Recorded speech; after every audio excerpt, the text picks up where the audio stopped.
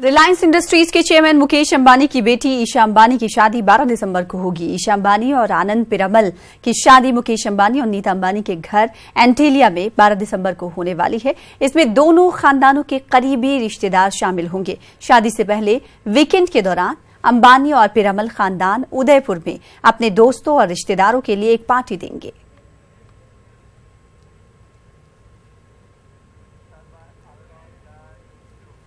आगे बढ़ेंगे। यमन में सऊदी अरब की जानिब से जारी फिजाई हमलों के सिलसिले में अमरीकी वजीर दिफा जेम्स मैटिस ने एक बड़ा बयान दिया है। जेम्स मैटिस ने कहा है कि आइंदा 30 दिनों में कोशिश की जाएगी कि यमन के फरीकैन के बीच बातचीत हो। उन्होंने कहा कि अमरीका फरीकों को स्वीडन बुला रहा है, जहां पर वो अक़वाम मुत्तहिदा के खुसूसी सफीर बराए यमन मॉर्टन ग्रिफ्थ से मुलाकात करेगा और जंगबंदी मुआहदे पर बातचीत करेंगे। अमेरिकी सेक्रेटरी खारजा माइक पॉम्पियो ने भी इस जंग के बारे में बयान दिया है।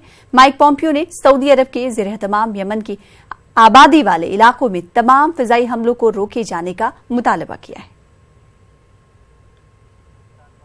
पाकिस्तानी सुप्रीम कोर्ट ने आसिया बीबी की सजा खत्म कर दी है। पाकिस्तानी सुप्रीम कोर्ट के चीफ जस्टिस मियां साकिब निसार ने तौहीन मजहब के कानून के तहत मौत की सजा पर अमल दरामद के मुंतजिर आसिया बीबी की सजा खत्म करते हुए फौरी तौर पर उसकी रिहाई का हुक्म दे दिया है। फैसला सुनाते हुए चीफ जस्टिस ऑफ पाकिस्तान ने मजीद कहा कि अगर ईसाई खातून किसी और मुकदमे में मुलव्वस नहीं तो इन्हें फौरी तौर पर जेल से रिहा किया जाए। आसिया बीबी की अपील की समाअत 3 रुकनी बेंच ने की थी और इस बेंच ने 8 अक्टूबर को फैसला महफूज कर दिया था।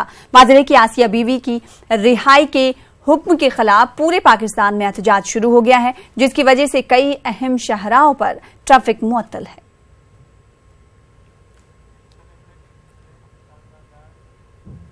खबरें जारी रहेंगी, रुकेंगी छोटे से ब्रेक के लिए।